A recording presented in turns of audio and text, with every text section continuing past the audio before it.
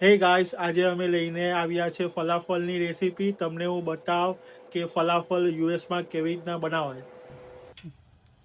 આજે આપણે બનાવશું ફલાફલ.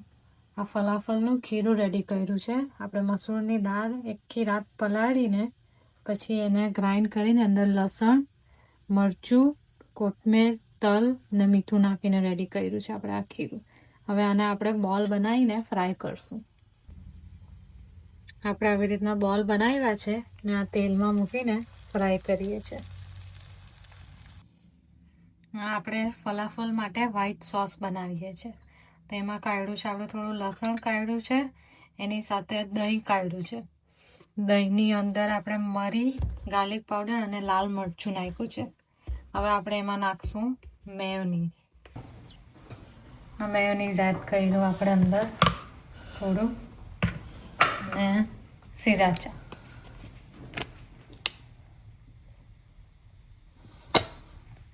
બધું એડ કરીને હવે આને આપણે મિક્સ કરશું. આવું આવે સિરાચા. આ રેડ ચટણી બનાવવા માટે ફલાફલ માટે આપણે આમાં એડ કર્યું છે રેડ બેલ પેપર અને સોક કરેલા આપણા વઘારના મરચાં કે કશ્મીરી મરચાં હોય ને એ, અને થોડું લસણ એટલું એડ કર્યું છે. ને હવે આને આપણે ગ્રાઇન્ડ કરશું. આ ચટણી આપણી ગ્રાઇન્ડ થઈ ગઈ છે. હવે આપણે આને બાઉલમાં કાઢી લેશું અને સોલ્ટ એડ કરી લેશું. આ ફલાફલના વડા આપણા થઈ ગયા છે. આ ફ્રાય કરીને આપણે કાઢી લીધા છે આટલા વડા. ને આ ચટણી આપણી જે પેલી રેડ બેલ પેપર વાળી બનાવી ને એ, ને આ મેયોનીઝ ને દહીં વાળી ચટણી જે બનાવી ને આ પીટા બ્રેડ છે એને આપણે શેકશું ને પછી કાપશું. એવી હું બતાવું તમને. આ ફલાફલનું સલાડ આપણે કાપી નાખ્યું છે. આ લેટસ અને ગાજર છે, ગાજરને છીણેલા છે. કાંદો કાપ્યો છે, ચીભડા કાપ્યા છે અને ટામેટા કાપ્યા છે. આ ફલાફલના પીટા બ્રેડ આપણે લીધા છે. ટેડર જોઝના છે, પણ બીજે બી બધે મળે છે. એને આપણે શેકશું પહેલાં. આ રીતના બ્રેડ લઈને થોડું થોડું બટર લગાવીને, આ રીતના થોડું થોડું બટર લગાવીને તાવીને ગેસ ઉપર મૂકીને એને શેકી નાખશું.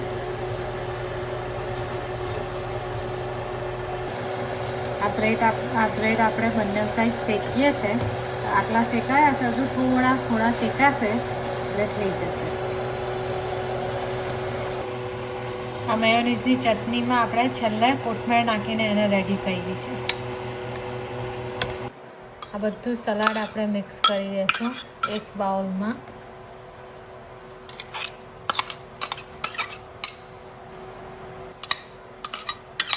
એડ કરીને બધું મિક્સ કરી દઈશું આપણે.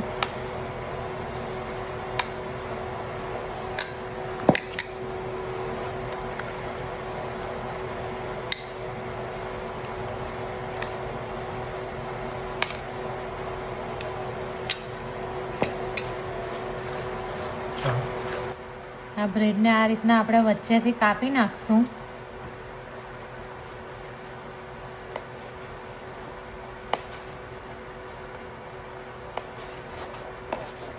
કપાઈ જાય એટલે વચ્ચે આવી રીતના થોડું એ કરીને પોકેટ જેવું બનાવી દઈશું. આ રીતનું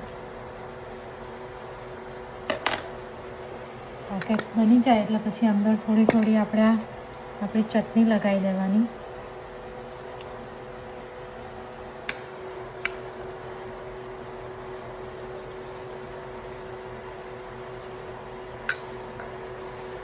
અને આ ફલાફલના વડા થોડા આવી રીતના તોડીને નીચે મૂકવાના. થોડું સલાડ મૂકવાનું.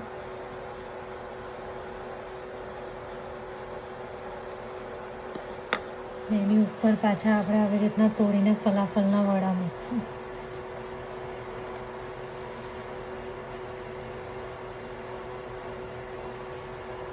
એટલે આ રેડી છે આપણું ફલાફલ.